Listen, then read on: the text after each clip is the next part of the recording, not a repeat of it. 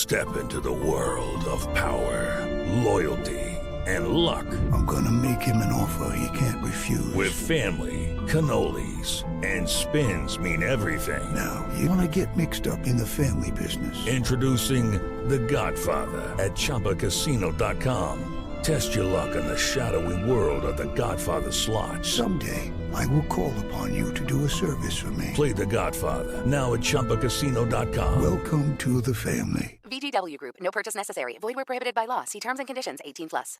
What's going on, ladies and gentlemen? Welcome back to the Motor Minds podcast. You know me. I'm your host, Patrick McCoy. And we have back again Mr. Chris, aka Charlie Don't Dance Tango. This has become kind of the crew show. So we'll have Charlie on as kind of a reoccurring guest to cover all things Land Cruisers, car industry, and whatnot. And we're good buddies. So, you know, we get to talk about whatever we want to. Chris, how you doing, man? Thanks for having me. Yeah, it's good to be here. Absolutely. And you just got back. So whenever we talked last, you had just gotten back from Portugal, and now you had just gotten back from Israel. So y'all want to talk about overlanding. This dude is going all over the world. So how was that, man? What were you there for?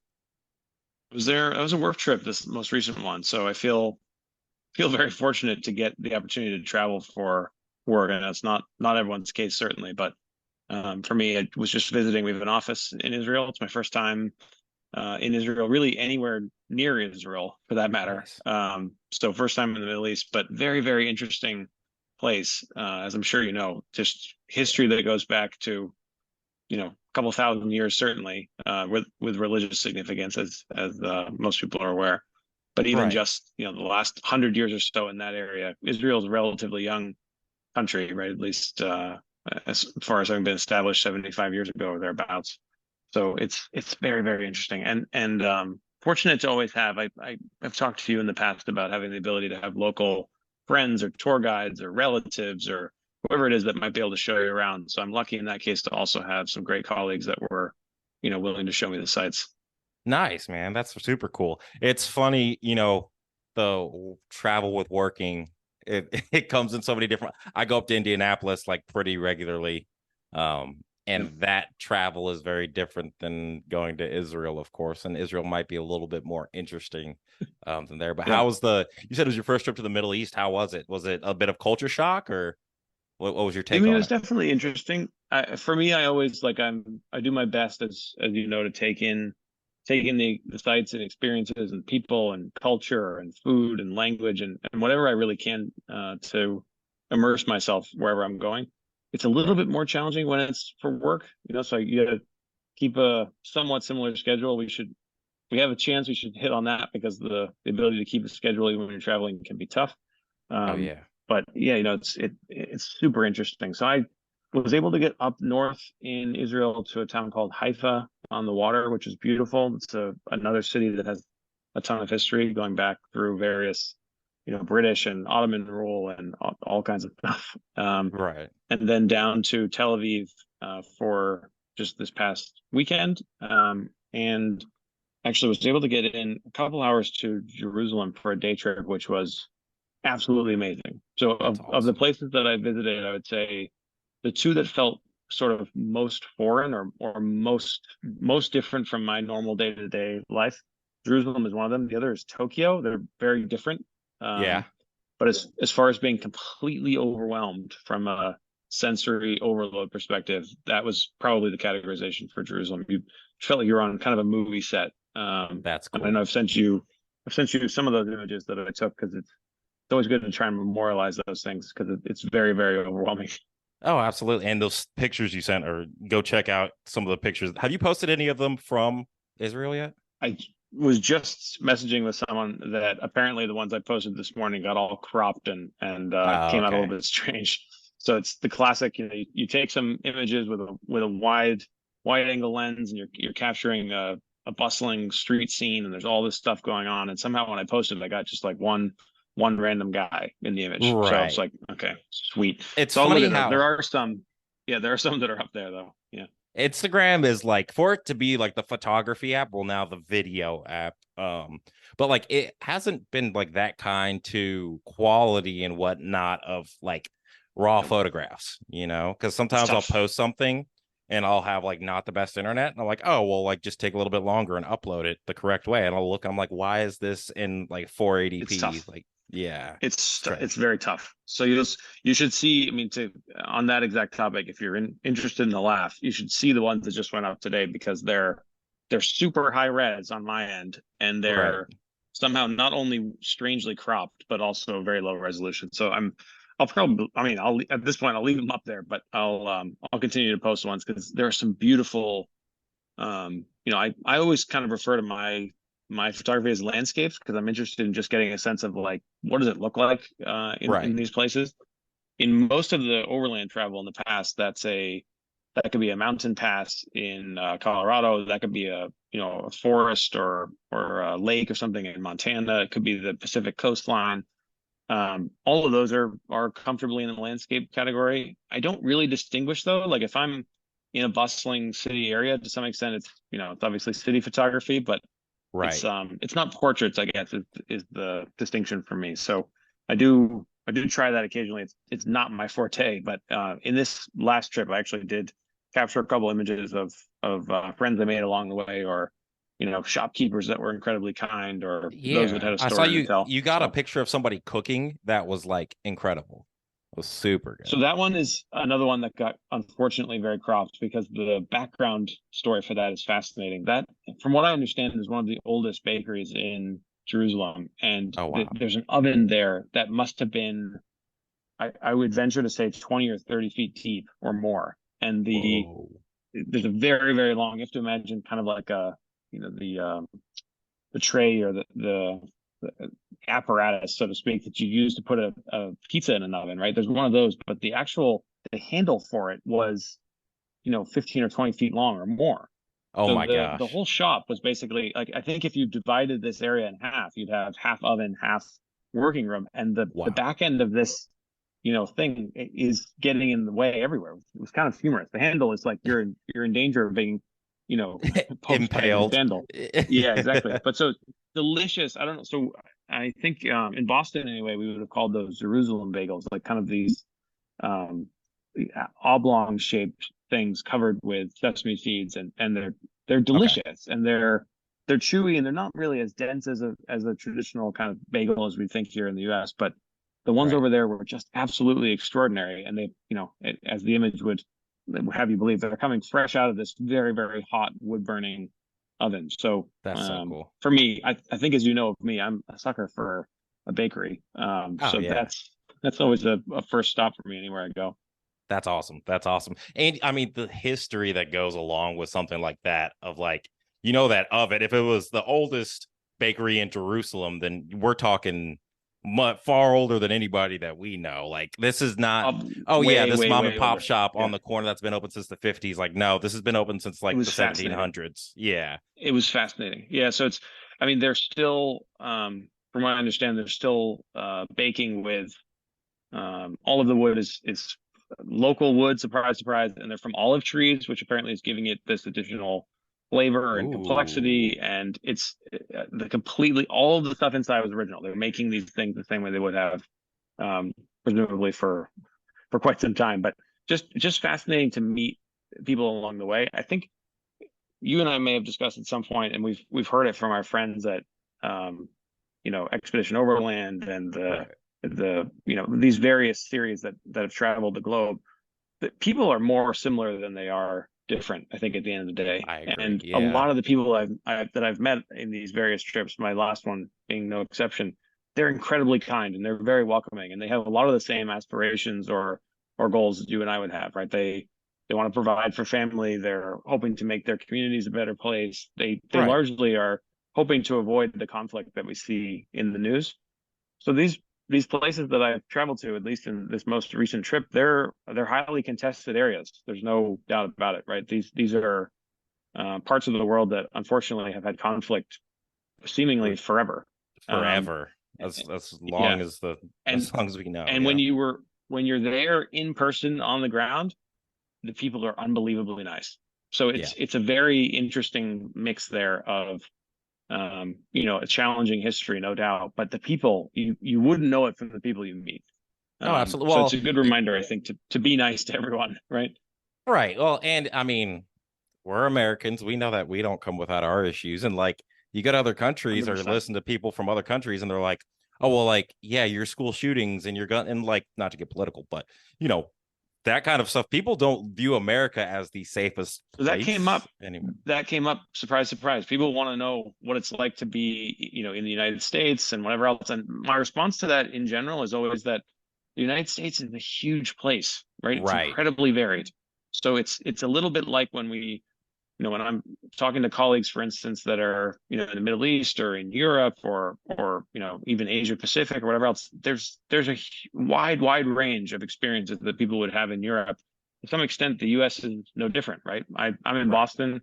That's very different from where you are, right? It's Yeah. very Oh, different from absolutely. some of our friends on the West Coast or anywhere else. So Yeah. experiences vary. And obviously, even in the same city, the city of a certain size, there are people in Boston Oh, that have yeah. very different experiences than I do, and there are folks in Texas that are living differently than you do. So Oh, it's absolutely. important Yeah. I reminder. mean, I've Important been reminder. traveling all over Houston the past few days and like different neighborhoods in Houston are wildly different. Like Houston is the size of Rhode Island.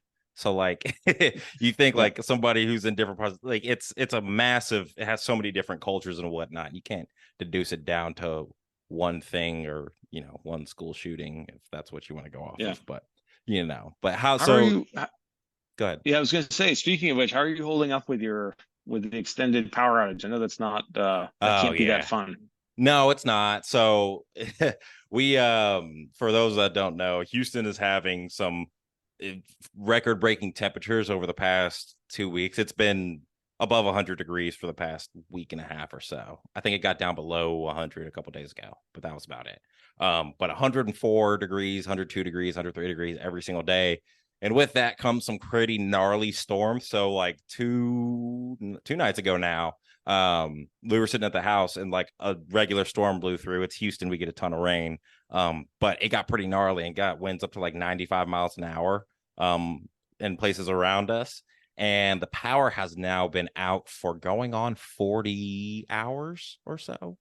And luck would have it, the rest of our neighborhood has power. So there's probably 80 houses, 70 houses in our neighborhood. And we are some of the last five that don't have power. There's a little pocket that for some reason just doesn't have power yet. So we've had to pull some strings to see what's going on. And there's a broken transmitter. So with my 6-month pregnant wife, she's been, bouncing around with my little 3.5-year-old boy and going to different in-laws houses. And I got the call earlier, like, man, I am worn the fuck out. Like I'm ready Yeah, to be back. And I can it's just imagine.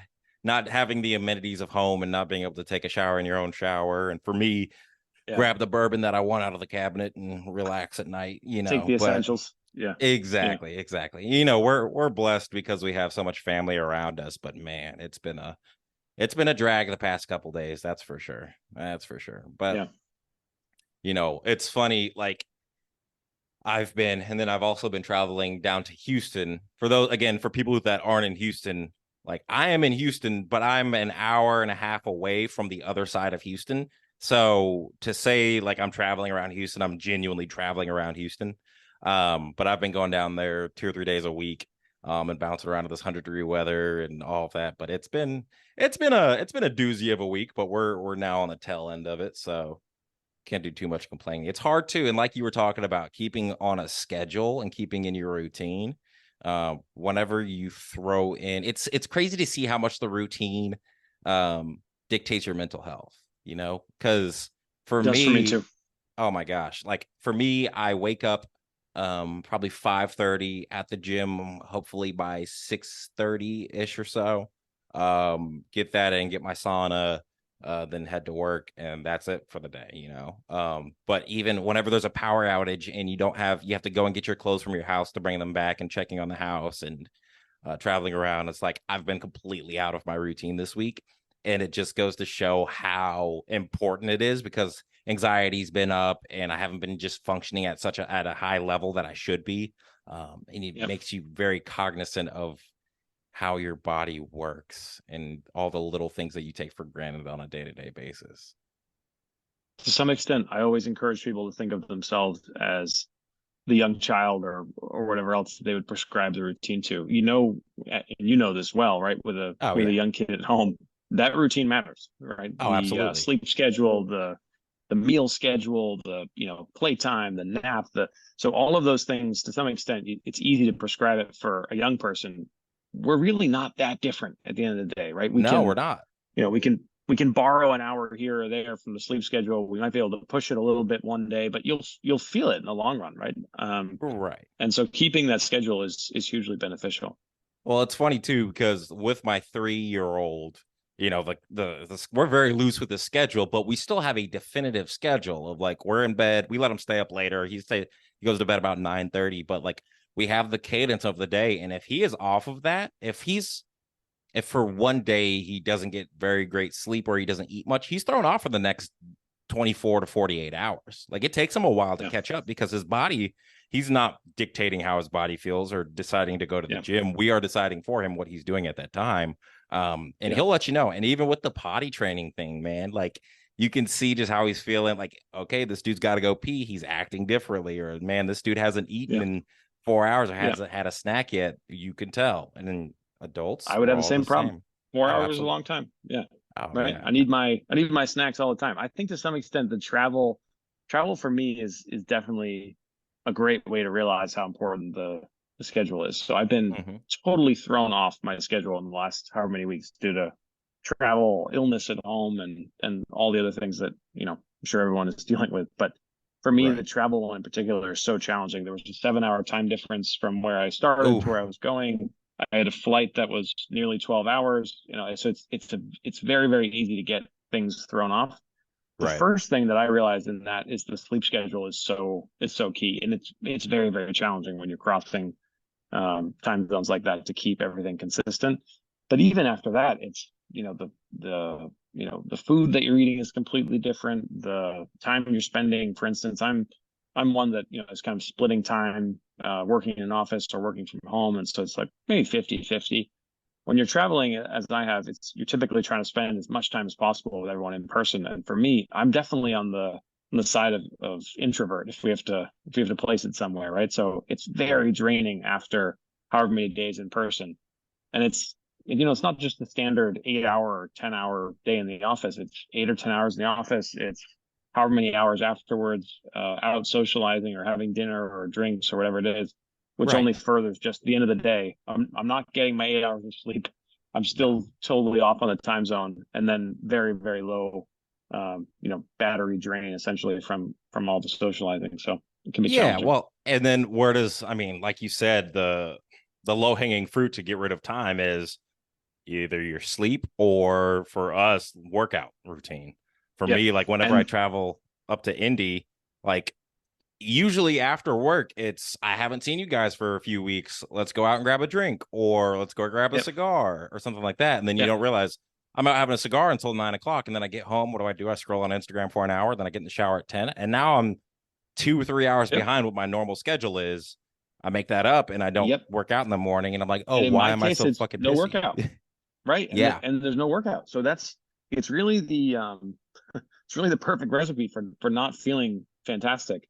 And the time just, keeps dragging on, obviously. So it's a little bit challenging, but it's a reminder, I think that, if, at least for me, the routine is important. But to some extent, we have to be flexible in sort of whatever adjustments we can make to get the best outcome. If I'm used to having an hour of exercise a day, if I can only get 15 or 20 minutes of something, that's still way better than nothing. Or alternatively, if I'm used to having, in my case, my cardio is usually on an elliptical. If I'm traveling to another city, I'm going to be getting my steps in either way, trying to see as much as I can. And I had a couple of days with 20 or 25,000 steps in a day. That's a lot more steps than usual. So surprise, surprise, like I get to the end of the day, totally exhausted. Exactly. So we just have to make those concessions where possible, and just know that you've got to be flexible. Well, one of the big things for me that I got on for a while, and it's unlike me, but like I would have an all or nothing mentality for like working out, especially because whenever I'm at home, my workouts are minimum 45 minutes or so. And like if I'm traveling, I'm like, oh well, I only have 30 minutes, so I'm just not gonna be able to get in a quality workout. Like you can bust your ass in 5 minutes if you really do it. But like Yeah. disciplining yourself and saying, if I have 20 minutes in the morning, like I can go and get in, you can get in 2 miles in 20 minutes and you could be fucking exhausted, you know? Well, anyone Or that says that they don't have enough time, I'm always like, so specifically, how many minutes did you have, right? And if the answer is like, I only had 22 minutes, 22 minutes of burpees, oh that's yeah. enough, Yeah, that's right? more than No, enough. I've very few people I've met have been like, I can do 22 minutes of burpees without having any problem. Don't stop. Just do burpees for as long as you have. Like, and it's like, I think it's an exaggerated point, obviously. I'm not actually recommending that everyone just do burpees in every spare minute they have. No, But yeah, no, for fuck those that are saying like, I that. don't have the time, you do have the time, You Right. just have to Well, reframe really the opportunities in front of you. yeah, and it's funny. So we did every Memorial Day the Murph challenge. We did it without the weight vest, without the 20-pound weight vest, and this was my first time doing it. But it just goes to show like how like you don't have to have anything to do a workout. You can. Yep. And so for those who don't know what the Murph is, it's a mile, then 100 pull-ups, 200 push-ups, then 300 squats, and then another mile. And some people do it for time, some people just do it. Did I ever tell you the story of my first and only experience with CrossFit? That was No, the day no. that I decided to show up.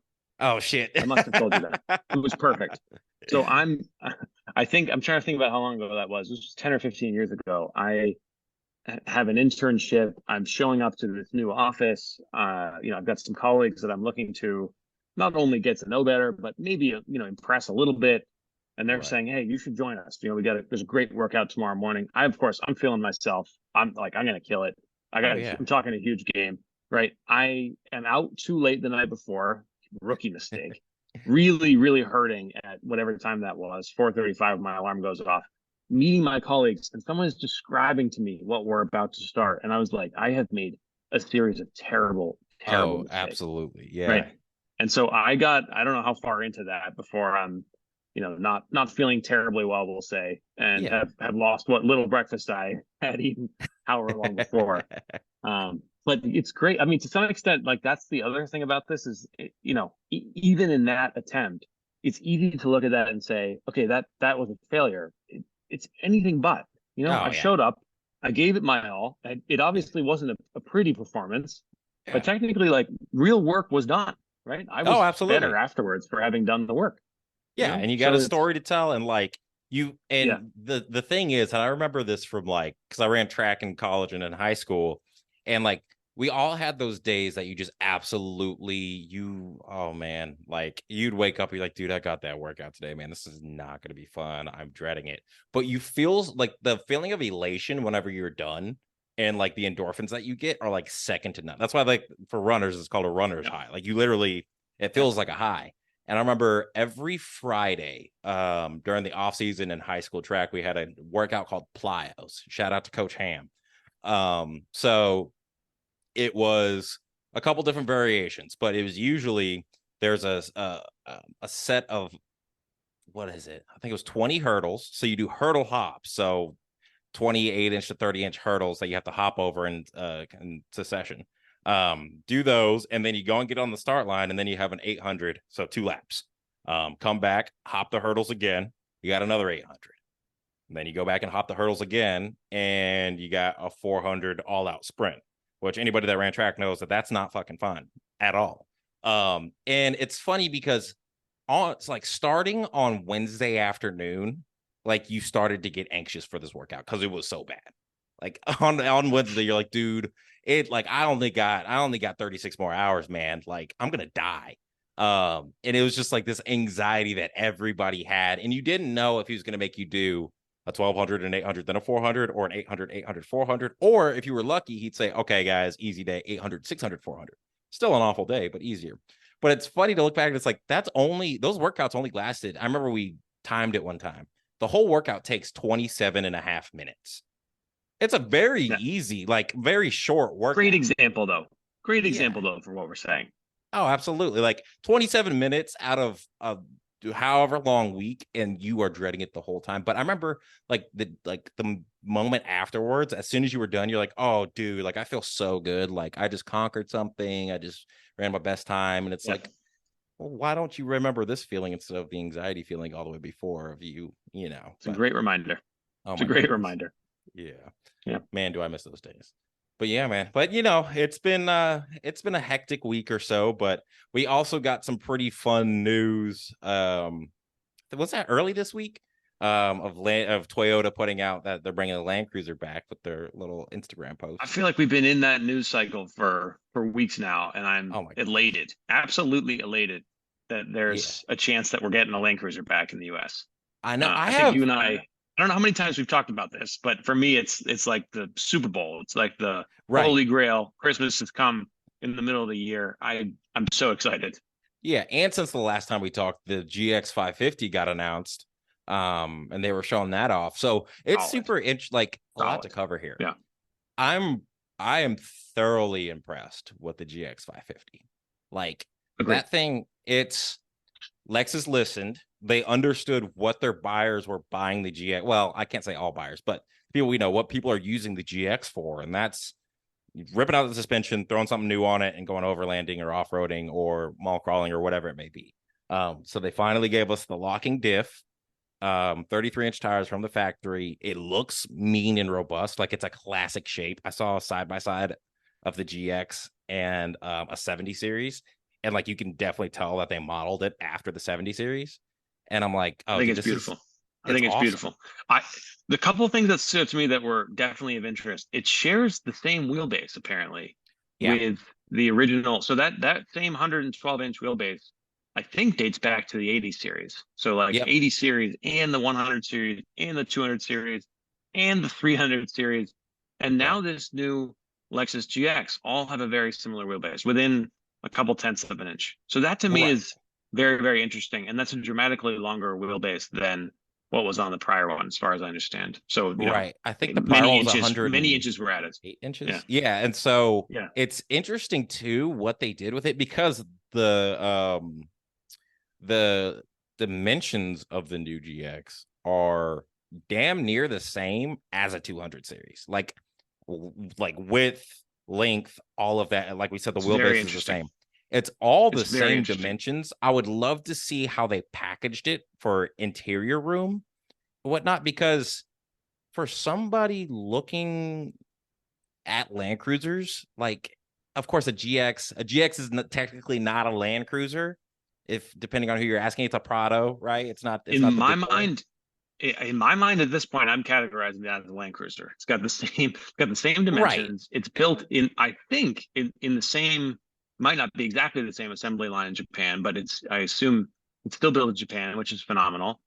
If you think about it from the perspective of having the same, as far as I understand, the same engine, a slightly different variation, same chassis, but slightly different variation, same wheelbase, etc., as the 300 series Land Cruiser, that's pretty compelling.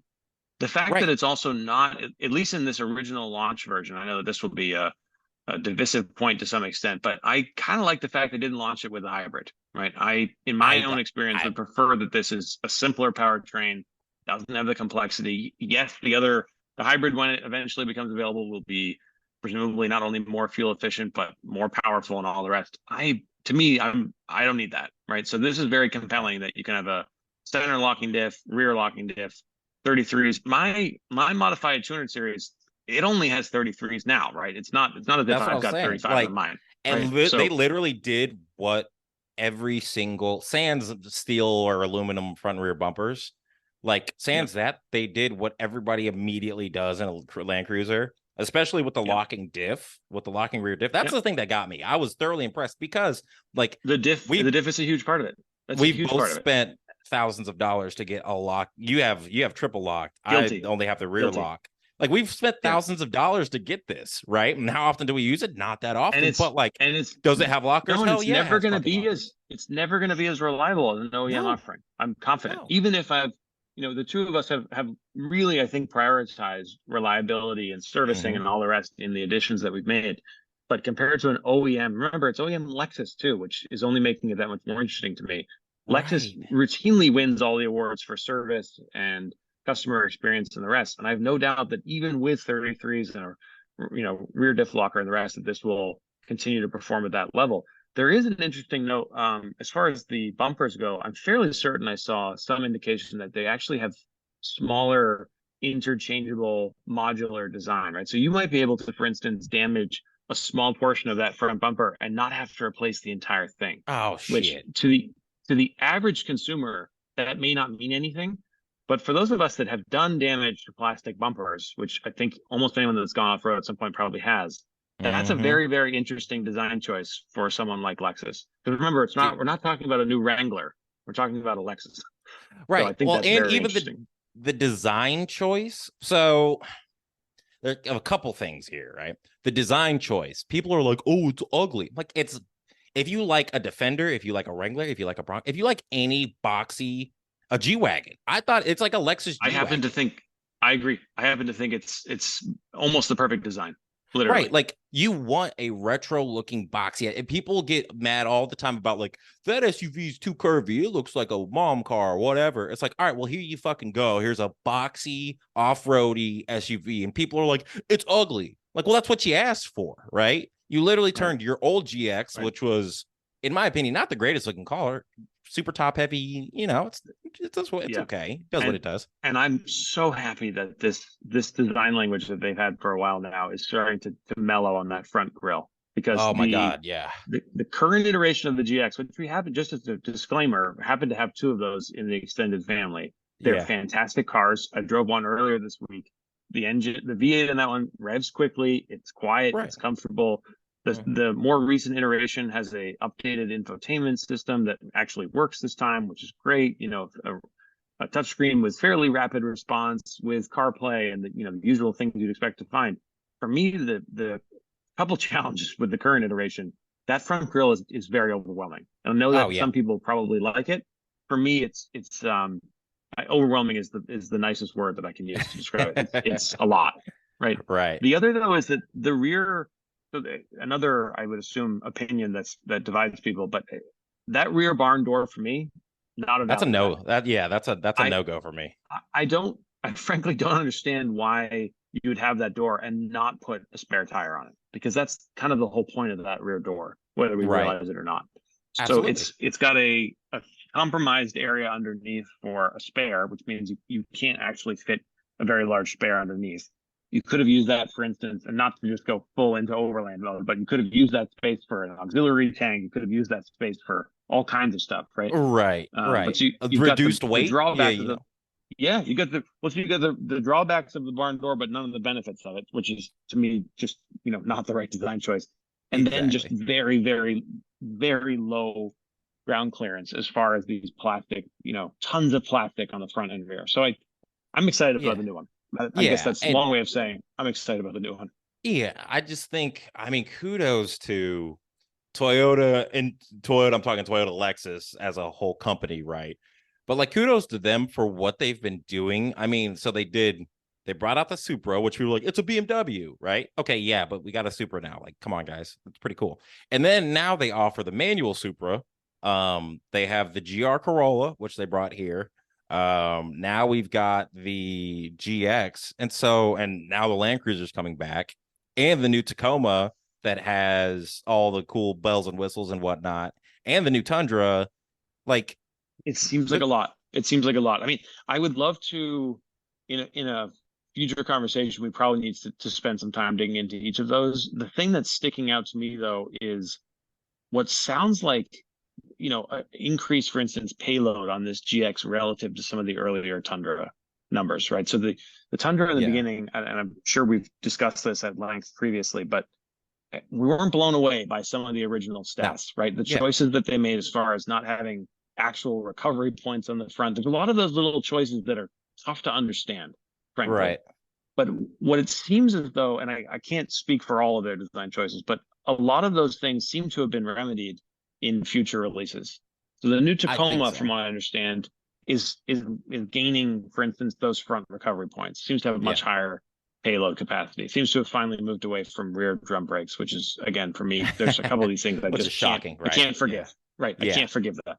the GX also seems to have benefited from some of those learnings, which to me seems hugely positive that they're iterating that quickly. Right. And that's, I mean, they're doing it right now. And you even look at things, you can tell Toyota is never the first to do anything, but they take their time and they do it really well.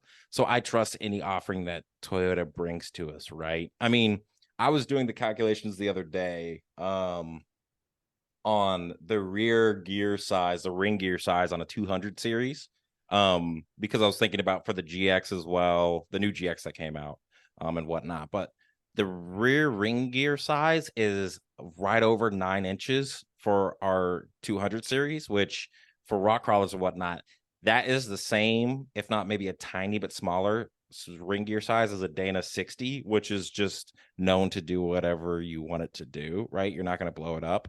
And then the front ring gear size is larger than a Dana 44. So split the difference between a 44 and a 60. So like, these things, like, they're built like tanks and built to last. Like, you don't really hear of anybody doing axle upgrades, maybe CV joints in the front, but you don't hear of like axle upgrades and stuff like that in these types in Toyota vehicles now. Maybe it's often just not necessary. Yeah, exactly. It's often just not necessary, which I appreciate. I think even in some of the builds I've seen where people are increasing power with a supercharger or whatever else, they may not even need, the elaborate, overhaul that some other builds would require. Right. So, and that's like, I run 35s on my 200 series. I don't need them by any means, but they look fucking cool. I love them. They do look cool. But people, I remember, like, I was reading in Mud on I Hate Mud. People are like, oh, you put all that extra strain on the drivetrain. And I'm like, on a 9.5-inch ring gear, and you see Tundras running around with 40s on them that have like 150, like, I think it's going to be fine. Right. So it's cool to see, but kind of to segue that, I'm really curious to see, they're using this platform from the GX as this is all assumption, but we're assuming they're using the GX platform for the Land Cruiser that we're getting in the States. I don't think, and correct me and you chime in on this, I don't think it's going to be the 300 series that we know overseas. It's going to be something different, right? I don't think so. I agree. My sense is that they're going to leave the largest offering as the Lexus LX, which I think to some extent they probably should have always done. There was a bit of confusion dating back even to the 80 series, but really, like, for me, it's the 100 and the 200 series that I'm most interested in as of late. The 200 series, if you look at the difference between the Toyota and the Lexus offering, the price was very, very similar. Right. It was caused, it caused a great deal of confusion for consumers, is my guess, because you have to wonder who wants to look at these things and spend the same amount of money on a Toyota if they can have the Lexus. I think a lot of people were trying to do that math and probably not understanding. Well, Lexus sales numbers, if I remember correctly, Lexus sold for the 200 series on average around 6,000 units, 7,000 units a year, which is by any means, like, how many F-150s do they sell a year? Like 50, 60, 70, 100,000? Probably sell that many a day. Yeah. 100%, and so they're not large numbers by any means, but the Lexus outsold the Land Cruiser like 3-1. And because the people who are buying these, I mean, you look at the people who aren't us overlanders, right? Who put big wheels and tires, like the people who buy them new, because a lot of people are buying these things. They're very different. To modify. Yeah, they're very different buyers. It's the granny who's like, I've always driven a Lexus and I just wanted the big Lexus, right? I don't care. Like, she's not going to look at the Land Cruiser. I'm sorry, she's just not. No. And the people who are buying the Land Cruiser are the affluent people who know what they're looking at, right? I've read a couple of those statistics that suggest, the Land Cruiser buyer from new is a very similar buyer to the Mercedes E-Class wagon buyer, right? And I think there was some talk at some point that the highest net worth Mercedes car purchaser was actually that one that was buying the E-Class wagon rather than the fancy SL or the S-Class, whatever. I think there's a high degree of overlap, my sense is, between those two buyers. The thing, though, to your point, if we get a new Land Cruiser, which I think it sounds like we're going to get one of some flavor, and it's based on the thing that we've seen now released from Lexus for their GX, technically the new Land Cruiser that we get would still have the wheelbase and the basic dimensions of the 200 series. So it's very interesting to me there is still technically this larger variant in the LX that's out there. So I'm still struggling to understand exactly how these are meant to be differentiated. And one of my main concerns is that the Land Cruiser variant that we get will be powered by the 4-cylinder that we see in the Tacoma. I'm not going to say I'm losing sleep over it, but it's something I've definitely thought about, and it makes me a a little bit uneasy. Now, there's nothing wrong with 4-cylinders. Obviously, right. I'm Yes, not one there of these is. guys Shut up, that's Chris. It is. No, I biased was kidding. against small displacement engines, whatever else. I'm sure it's fuel efficient. It's got lots of benefits, but for me, it's very challenging. As I told you, at the outset of this call, I'm sitting in my workshop right now. I've got two 200 series Land Cruisers right next to me with 5.7 liter V8s. That seems like a good size for an engine of this sort, right? And I'm thinking about a new Land Cruiser. I would be very, very concerned if it were a turbocharged 4-cylinder. Very concerned. Oh, absolutely. So, and that brings us to the pricing question, right? So I'm putting my number out there for the GX, for the one that you want. You don't want the bare model one. The one that we want is the one with the 33s and all the good bells and whistles. I'm guessing that's going to be 80, 85, right? For which? The GX? Yeah, for the GX. Yeah. So my sense is that it's not going to be cheap. No, I right. think it's going to be fairly expensive. And then you get the added dealer markup from whatever fucking dealer you go to. It's going to be $100,000 car minimum. Then you bring in the Toyota, right? So first area of concern. So what was the MSRP of a 200 series in 2021, right? It was 86,000. Mid to high 80s before mid you had, I assume there was a gas guzzler tax. I assume there was a delivery charge. I assume there was. So the point is that you can spend $90,000 on those for sure, right? Fortunately, the only silver lining was that there were no options. At least you got it in the best configuration that it came in, right? Right. So with that being said, I'm guessing that they're gonna do the Toyota and Lexus thing. The Toyota is gonna move down market from the 200 series.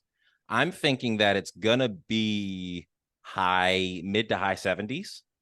I would, in my opinion, to echo that, I would really struggle, I think, if there weren't at least a $10,000 savings on the Toyota variant, right? There's got to be a $10,000 difference. Now, the thing is, though, at high 70s, not exactly a bargain, right? This is not a cheap car by any means. And the funny thing is that if it's still exactly the same size as the old 200 series, if anything, it's one of the rare occasions I can point to where you've got a model that replaces an old one, that you're still largely getting the same thing, and it's actually cheaper year over year, right? So it's not the end of the world. The other question that I have, and I don't know if we've hit on this yet, is we should probably discuss the elephant in the room on this, and that's the 4Runner. What happens to the 4Runner if there is now a Toyota Land Cruiser that's moving slightly down market? Okay. I think the Sequoia, they've essentially, I would assume from a positioning perspective, assume that the Sequoia is the largest, the 3-row SUV, I hope so. the one that's going to be doing the people hauling. Right. Yeah. But and again, we're talking about those that are sort of off-road oriented, because there is don't forget the Grand Highlander, some absolutely gigantic Highlander that recently was announced.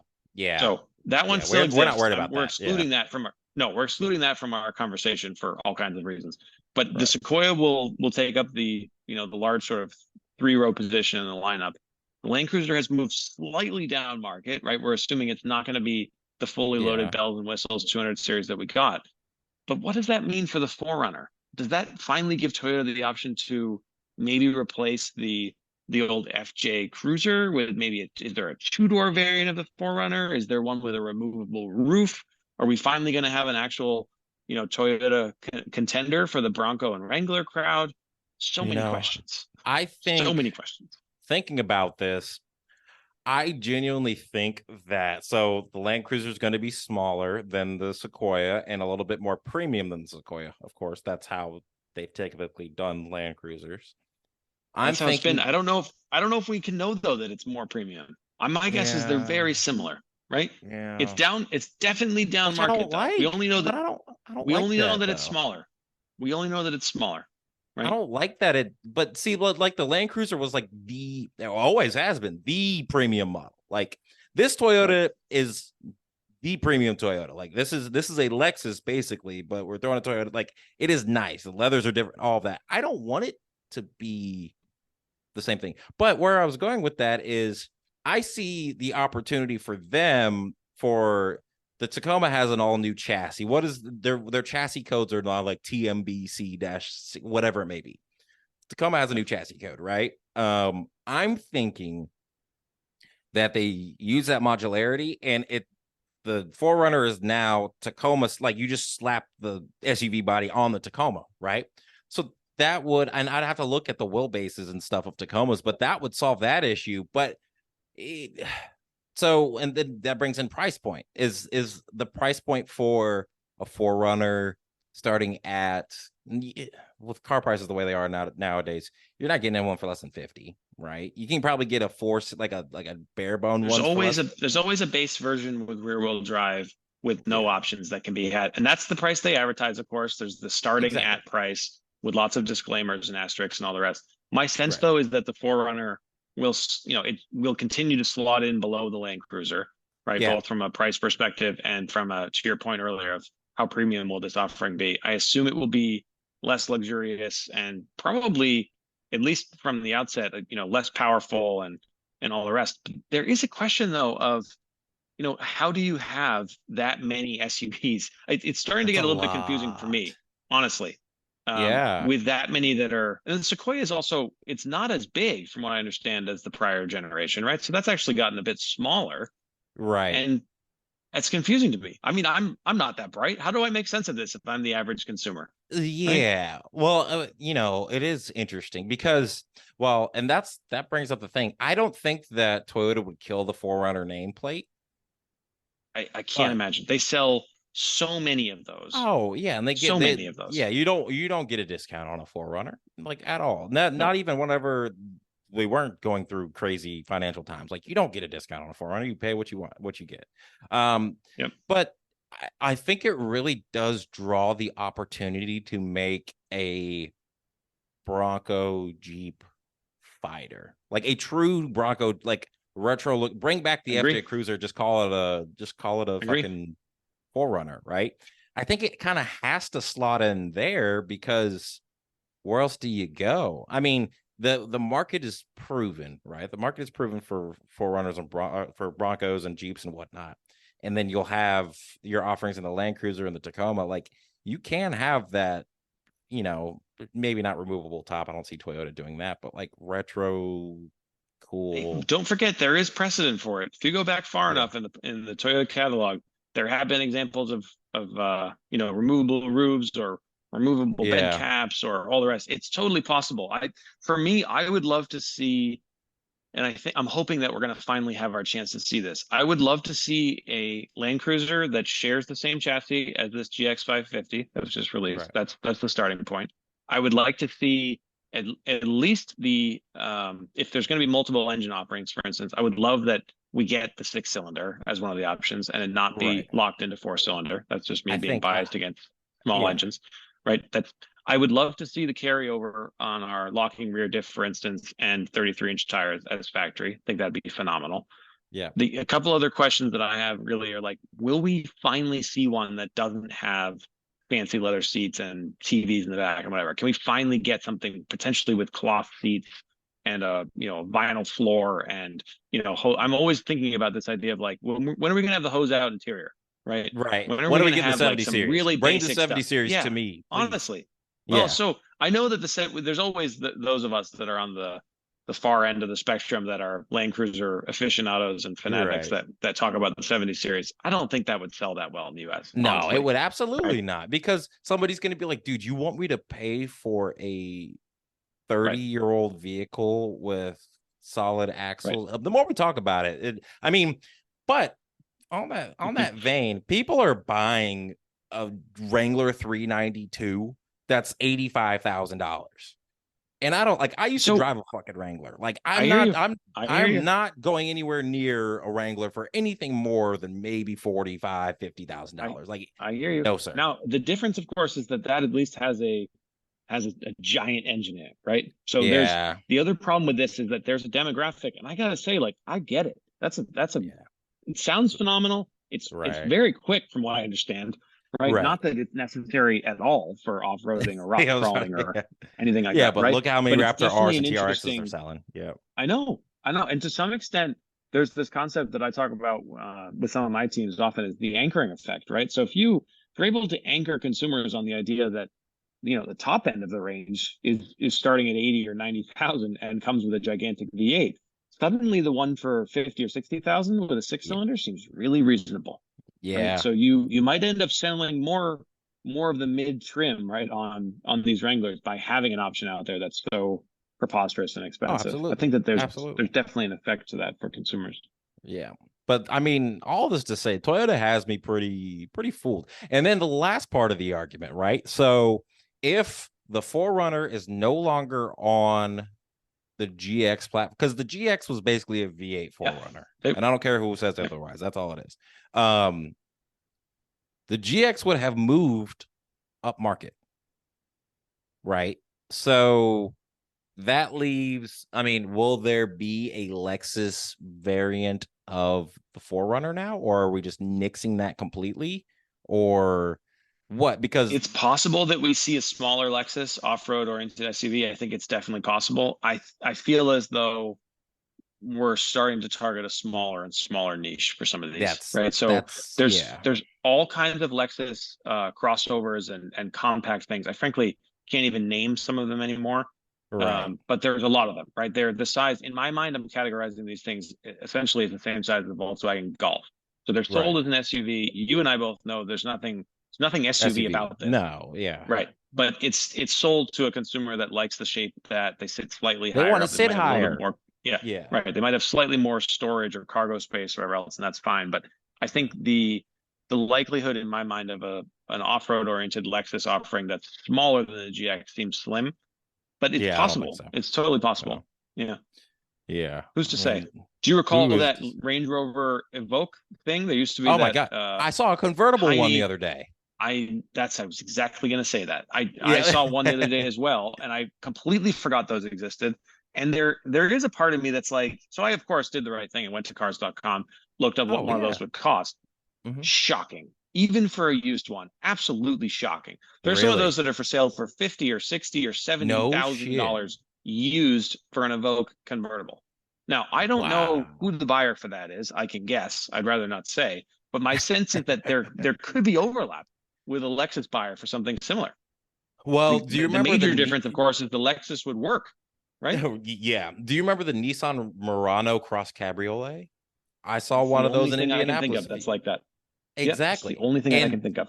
Yeah, same thing. Go look at the market for those because they made some obscenely low number of them, and the people that bought yeah, them fucking love them, and they hold on to them. yep, And like I think they yeah. only made 700 or something like that. So like Oh, it's a you very want to low talk number. about a collector car, like eat your heart Yeah, out, GT3 RS. Like come get you one of right. these things. 100, Um, 100%. Yeah. but it's cool to see Toyota kind of pioneering where they're going and like really taking the lead on this kind of thing. Oh, I don't even know if I call it taking the lead, but Toyota following the lead and giving the consumers what they want with these off-road SUVs. I think you're to your point, they're definitely following the lead of what the consumers are asking for. In the Yeah. past, there wasn't always this sense that, someone at corporate at Toyota or Lexus was really paying attention to what, the small minority of us were looking for. The fact that Right. you have an OEM building a product that looks so similar to what you and I, if so I think to some extent, if we're honest with ourselves about the ideal configuration for the vehicles that we're driving, it's going to Mhm. look a lot like this GX550. Oh yeah. And I've forgotten the name, unfortunately, of this off-road trim, right? So I think one of these, like, just a combination Right.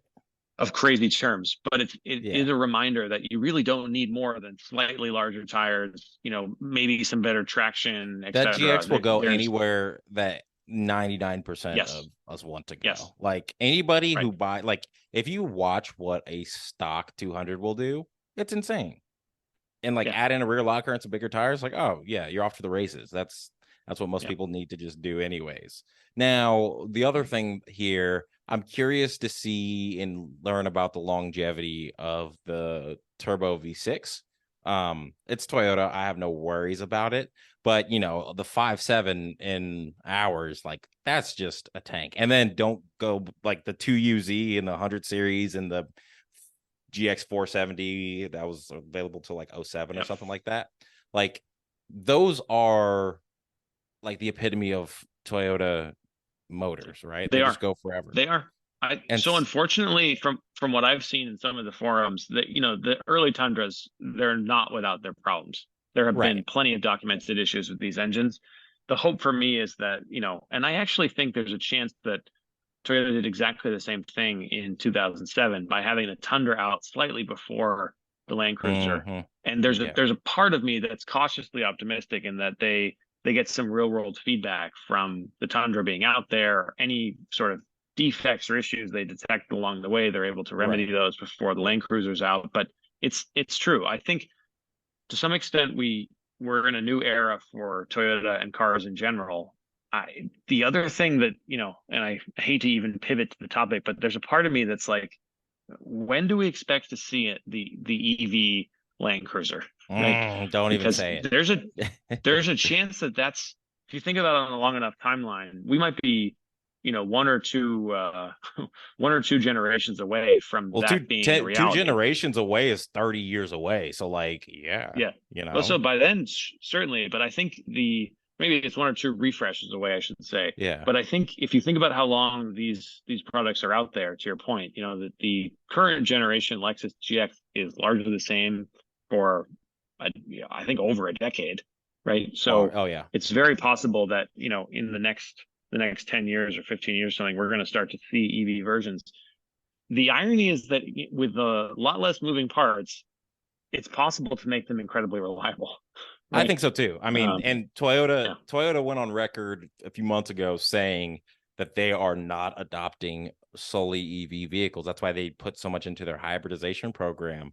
That's why you see the Tundra is hybrid and you get a mild hybrid and like all that kind of stuff, because they understand the limitations of a EV. But now once those limitations get figured out, I would be willing to bet that they're bringing that on. But with the Land Cruiser, I don't, because the 300 series outside of, so is the LX, is it the LX a hybrid? The LX, I think they all are. Yeah. So that's part of the thing with the LX that I find so interesting. I'm still struggling to understand how Lexus, like, imagine we fast forward, the new GX is on dealer lots. It's in the showroom alongside an LX. Right. You have a potential consumer that walks in and says, I would like to buy a vaguely capable off-road vehicle. It's not necessarily a Wrangler on 40s, but I need something that, will work for my family and can get us down the fire road to the beach or whatever else. Right. As a Lexus sales representative, how do you position the LX compared to the GX, knowing that they have, for all intents and purposes, a shared engine, the same wheelbase, roughly the same dimensions? How do you go about positioning the LX for a $20,000+ premium? I can answer this only because I know several people who they will not have the lower tier of something. They will go in and just say, I need I want the big one. I want the big one. I'd like, it's the same size. Yeah, I don't care. It's the nice. I want the nice one. I don't want that one. I think that's where it's at. Totally possible. At that price point, it's totally possible that exists. I think it's a very interesting opportunity for those of us that are interested in the used car market, because there's a very good chance that those GXs in a couple of years become available at much better prices, right? At that point, hopefully they're tried and true. We know the limitations of the platform. We've, remedied any issues, as we said, in the drivetrain. That could be a really compelling, overland build. Oh, I think so too. I think that because everybody was disappointed with the LX600, right? They're like,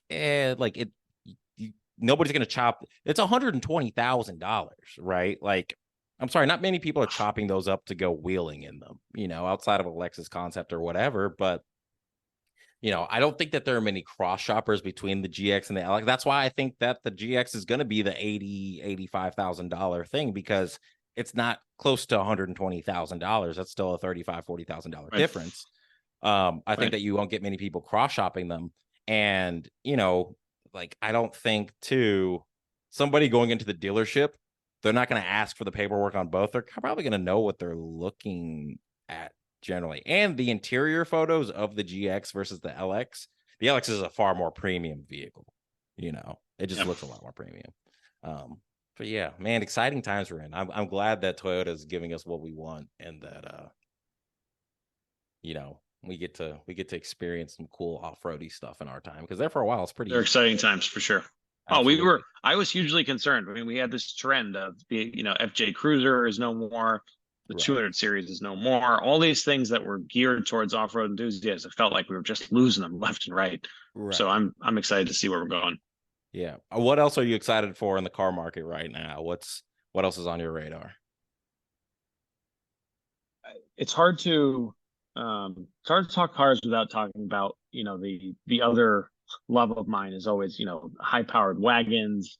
Oh yeah. Things for track use and whatever else. To some extent, I live in, I'll say, quote unquote, the real world, where we don't have the luxury of talking about necessarily the GT3s and whatever else, but there's always something interesting happening in Porsche. I've seen some of the renderings there for a recent concept. Thought those were very cool.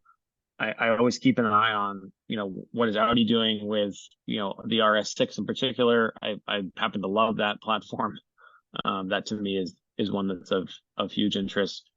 Koenigsegg in Sweden is a fun one. I don't know how much we've talked about, like, their constant innovation on all things that you of assume have already been, the history has been written on transmissions, and then suddenly you have Koenigsegg coming out with something that can be either a manual or an automatic, and it's just, they have some fascinating innovation. A camless motor, right? Like, astonishing. Who would have? Yeah, you really believe at this point that you've seen peak engine or peak transmission or whatever else, and that the history has been written for those, and we're moving towards just EVs, and that's all there is. And then you have this fanatical group in Sweden who just keep pushing the boundaries, and I really admire that. I really do. Yeah, I think that's a super cool one. I'm thinking about as an Alu cab owner, there's not just the cars themselves, but some of the accessories or the aftermarket that supports those. I think there's been some fairly astonishing improvements with the aftermarket in general in the last decade or two. Surprise, surprise. I was at an event not long ago looking at the Alu cabin, which I just think is the coolest thing. Like, trying to find a use case for this giant canopy camper that they've attached to the back of the Tundra, for instance, or other platforms with multiple options for either windows or doors or so I think I love that stuff. I think that's very interesting. So there's lots to, as with all things, there's lots to think about and be interested in. The other one that has come to mind recently is the Ranger Raptor. I think is a fascinating proposition. It's probably closer to the size you'd want for actual trail work or off-road use. I love the F-150 offering. I think it's fantastic. Which one is really interesting to me right now? The Chevy Colorado ZR2 Bison that they just announced with AEV. Unbelievable. 35-inch tires on a little truck like that, and it's not really a little truck anymore, but 35-inch tires, steel bumpers, air compressor, like all of these things. Like, you don't need to modify that. Maybe a winch. You don't.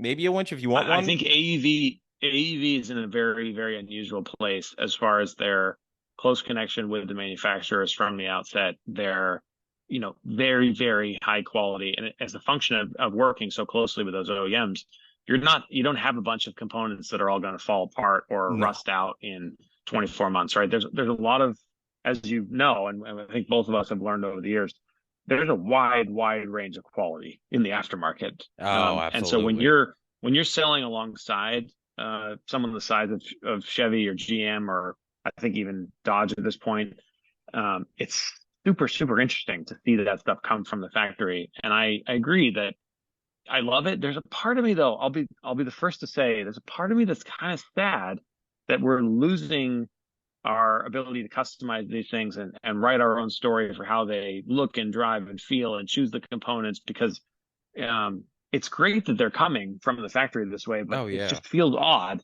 that you can just go and pick one of these things up the way they are. Right, right. I mean, especially with because part of it goes to show too. I remember whenever Matt LeBlanc was on Top Gear and he talked about why he modifies every vehicle he owns, and he says it's because he knows that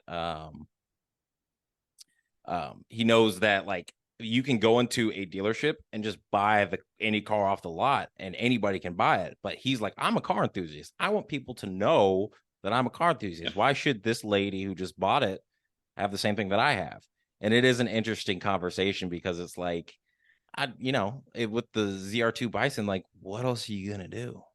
Right? Like put It's 37s on as it? good Like, as it do you gets need in my well, so there obviously will be buyers that do that, but there's a certain point where I can see both sides of the argument, certainly. I love that the industry is headed that direction, that we have these offerings. That's the thing I think I'm yeah. super happy about that. But I do think it's odd that we're going to get to the point that these things are, as we said, they're turnkey, they're off the lot. You can buy a Raptor now that does some absolutely extraordinary things from the factory. Oh You can yeah. buy one of these ZR2 Bison, absolutely extraordinary from the factory. There's all kinds of offerings, as we know from Jeep, absolutely extraordinary from the factory. You get to the point where you're like, I can buy something that's like, a rock crawler or a pre-runner or, something for trail work or whatever it is. And Yeah. they come with a warranty. They got all the accessories you would have added already. Right. And it's a very interesting time to be a consumer.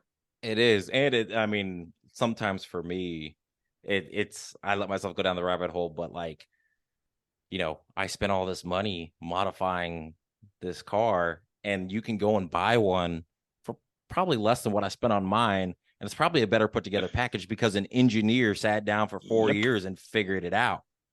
Right. Now, You're the absolutely car, right.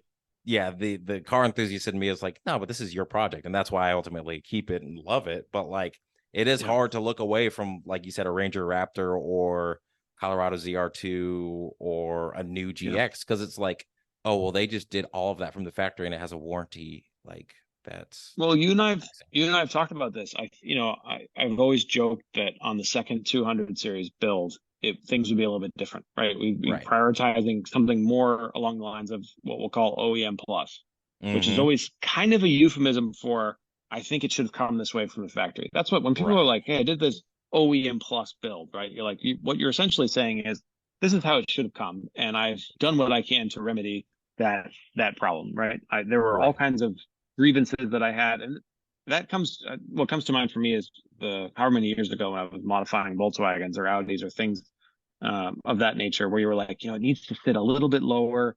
We need Right. slightly bigger wheels and tires. I need the Euro tail lights, and I need some interior bits and whatever it was. And you really thought you were doing the tasteful additions, but to some extent, they're still modifications. It's no different than anything else, and you can call it what you want. But I think in my mind, if I was able to categorize it as OEM plus, it wasn't so bad. I wasn't Right. modifying this thing. I was improving it. And Yeah. so we've talked about that with the other 200 series of, maybe it just needs slightly taller tires, right? Yeah. Maybe it just needs 33s and a rear e-locker and a little bit Yeah. of this and that. What we're describing is basically what you can get now on Yeah, this new watch. GX, You could right? probably trade it outright for a GX, like and not have to modify it So and have a warranty. there's the $1 million question of, Right. if you have a couple year old, very low mileage 200 series, Mm-hmm. and it can be worth about the same. I'm hoping it's worth more, of course, selfishly. If Right. it's worth Right. about the same as a new Lexus GX, what's the move? Right? Yeah. I've debated this with at least a dozen people on Instagram. Yeah. Do you trade something that's a known entity that's a couple years older for, this brand new thing? Which I can see there's a case for that for sure. There's merit in either choice. Or do you keep this one that you really understand and love, and you still, it's the same wheelbase as we talked about, right? If you look at it the other way around, I would love the long lasting V8, and frankly, Oh I'm yeah. biased, but I think I'd probably keep that, right? The trade-off is that it's got this ancient interior, and the electronics are Right. at least 15 years old at this point, even if it's a fairly new car, Mm-hmm. and no CarPlay and no this and no that. So it's interesting, but it's something that a lot of consumers, I think, will be thinking about in the future of, when's the right time to make an upgrade to a new car? Which features are most important to me? If If I don't have Right. the newest, fanciest technology, is that a big deal breaker? And in most cases, for folks like us that are trying to spend time off road or, as it is, not have overly complicated cars to work on ourselves, the older the better, honestly. Oh, absolutely. Yeah. The more character it has, the older the better, the longer it lasts, but it just brings us back to what are they going to do with the new Land Cruiser? How technologically advanced is it going to be and all that? But awesome, man. Well, Chris, I appreciate your time again, man. I'm sure you'll be on in another couple of weeks as more information comes out. But as always, Look forward to I it. appreciate you. Yeah. Thanks, guys, for listening. Again, it's Patrick with the Motor Minds podcast, and stay tuned for next week's episode. Thanks. Bye. It is Ryan here, and I have a question for you. What do you do when you win? Like, are you a fist pumper, a woohooer, a hand clapper, a high fiver? I kind of like the high five, but if you want to hone in on those winning moves, check out Chumba Casino. At ChumbaCasino.com, choose from hundreds of social casino-style games for your chance to redeem serious cash prizes. There are new game releases weekly, plus free daily bonuses. So don't wait. Start having the most fun ever at ChumbaCasino.com. No purchase necessary. VGW Group. Void where prohibited by law. See terms and conditions. 18+.